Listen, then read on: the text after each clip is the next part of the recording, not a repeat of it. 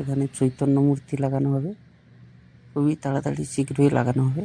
দেখুন আলোকসজ্জায় সজ্জিত গেটগুলি কতই না সুন্দর লাগছে, ঘোর দৃশ্য দেখা যাচ্ছে জগন্নাথ মন্দির। নমস্কার বন্ধুরা, জয় জগন্নাথ। আমি এই মুহূর্তে রয়েছি দীঘার জগন্নাথ ধামের সামনে। আর 15ই জানুয়ারি,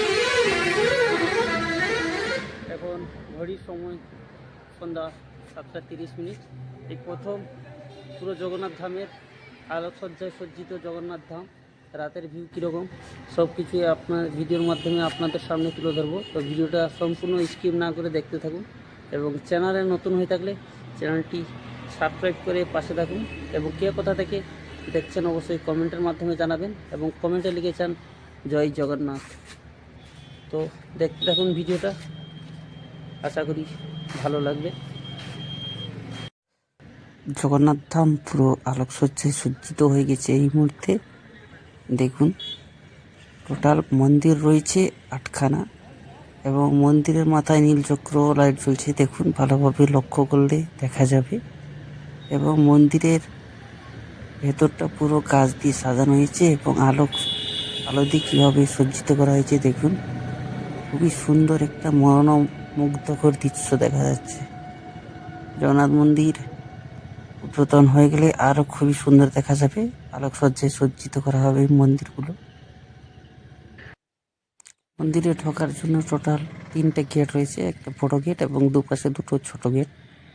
এটা মন্দিরের চৈতন্যদ্বার নামে পরিচিত। এখানে চৈতন্য মূর্তি লাগানো হবে, খুবই তাড়াতাড়ি শীঘ্রই লাগানো হবে। দেখুন আলোকসজ্জায় সজ্জিত গেটগুলি কতই না সুন্দর লাগছে।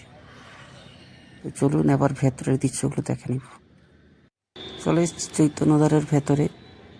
এটা সম্পূর্ণ পাথর দিয়ে তৈরি করা হয়নি, ইট বালি সিমেন্ট দিয়ে এগুলো তৈরি করা হয়েছে। দেখুন ভেতরটাও কত সুন্দর লাগছে।